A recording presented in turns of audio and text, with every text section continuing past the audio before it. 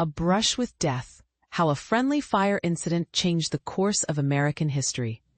On November 12, 1758, a pivotal moment in American history almost unfolded differently.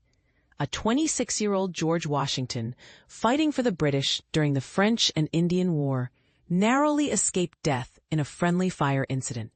This event, shrouded in fog and miscommunication, resulted in the tragic loss of 14 lives and left dozens wounded.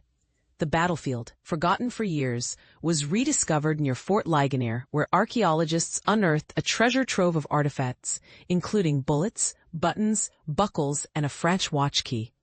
The incident left a lasting impression on Washington, who recalled it as the closest he came to death as a soldier.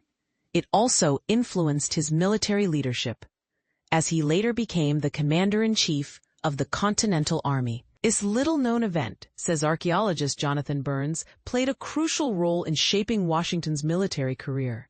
The archaeologists employed various techniques, such as metal detectors, geophysical surveys, drone imaging, and mapping software, to piece together the events of that fateful day.